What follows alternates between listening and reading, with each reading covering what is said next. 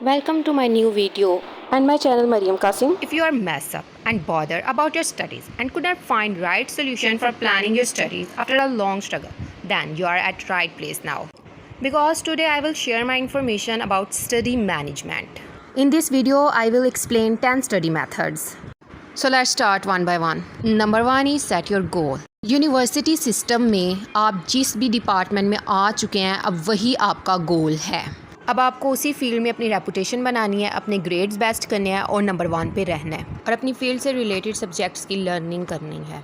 Number 2 is identify your learning style.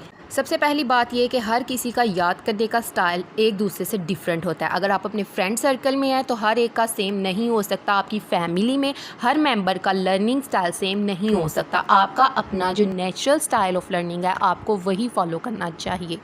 कोई visual learner होता है तो कोई ऑडिटरी लर्नर होता है। सबसे पहले आपको ख़ुद का पता होना चाहिए कि आप किस टाइप के लर्नर हैं। अगर आपको लेसन ऊंची आवाज़ में पढ़ने से लर्न होता है तो आप ऐसा ही करें, और अगर आपको लेसन आंखों से देख के ही याद हो जाता है तो आप इसको फॉलो करें, बजाय इसके कि आप किसी दूसरे को कॉपी करने में अपना टाइम वेस्ट कर दें। This self knowledge can help you make more effective use of your time. Number 3 is develop a study plan. आपके अपने हर कोर्स के लिए आपको पता होना चाहिए कि आपने एक कोर्स को कितना टाइम देना है, आपने एक कोर्स पे कितना टाइम स्पेंड करना है। इसके लिए आपको एक स्टडी स्केड्यूल प्लान करना होगा जिसके अकॉर्डिंग आप अपने एकेडमिक वर्कलोड को अपने कंट्रोल में रख सकेंगे। ये स्टडी स्केड्यूल वीकली होना चाहिए, ठीक है, अगर आप डेली बेसिस पे नहीं कर सकते। इस तरह आप हर वीक अपने तकरीबन हर कोर्स को टाइम दे सकेंगे। Number 4 which is actually a trick, keep up with reading. इसमें आपने रीडिंग करनी है। रीडिंग किसकी करनी है? होने वाले लेक्चर की। मतलब आज आपका कोई भी अगर लेक्चर होना है तो आप एक दफ़ा पहले ही उस लेक्चर को गो थ्रू करके फिर लेक्चर रूम में बैठेंगे। इससे भी आपकी लर्निंग फास्ट होगी और ये एक बड़ा इफ़ेक्टिव मेथड है। Number 5 is attend classes regularly. If you want to become an active learner so you would have to attend your classes regularly. You will also participate during lectures whenever possible. Make interaction with your instructor during lecture.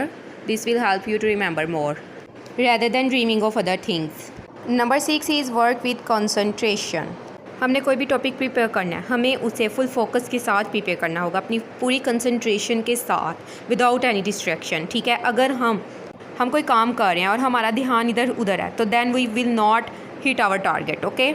Without any distraction and with full focus and concentration हमें अपने topic को clear करना है, और इसका फ़ायदा हमें ये होगा कि हम 95% अपनी लर्निंग अचीव कर लेंगे। और अगर हम डिस्ट्रैक्शन के साथ अपना कोई काम कर रहे हैं then we will not achieve our target. इसके लिए हमें अपने मोबाइल फ़ोन्स को स्विच ऑफ करना चाहिए और ऐसी जगह पर बैठ के स्टडी करना चाहिए जहाँ पे ना ही ज़्यादा नॉइज़ हो और ना ही ज़्यादा अदर डिस्टर्बिंग इक्विपमेंट्स मौजूद हों। Number 7 is surround your self with learning. अपने सराउंडिंग इन्वायरमेंट को लर्निंग इन्वायरमेंट बनाएं।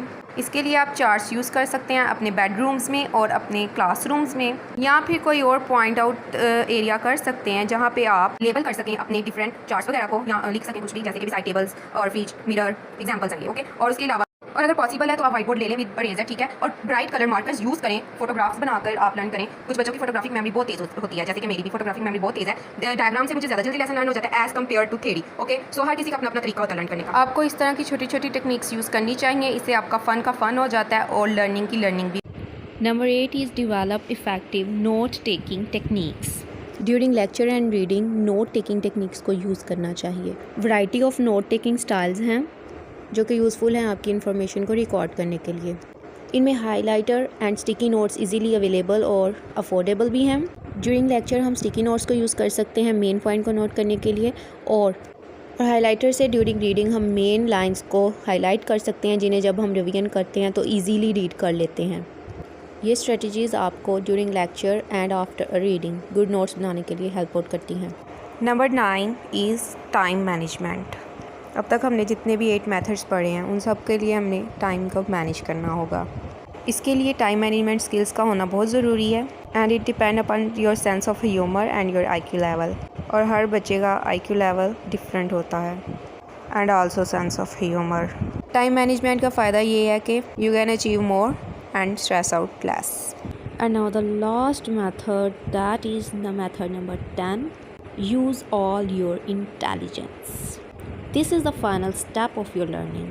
Do you know about multiple intelligence?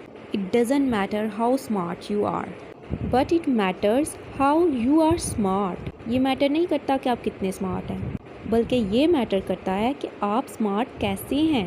Multiple intelligence का मतलब ये है कि हर इंसान के पास डिफरेंट वेज़ होते हैं जिन्हें इंटेलिजेंस के, ठीक है, जिन्हें वो यूज़ करता है अपनी डेली लाइफ में, अपने वर्क्स के लिए और अपनी लाइफ को बेहतर बनाने के लिए। And as a student these are the ways which are student can use to achieve her goals and manage her study and learn efficiently. So my video is complete now. If you will follow any 5 methods from here, then I am that sure you will achieve 95% marks in your result. Goodbye.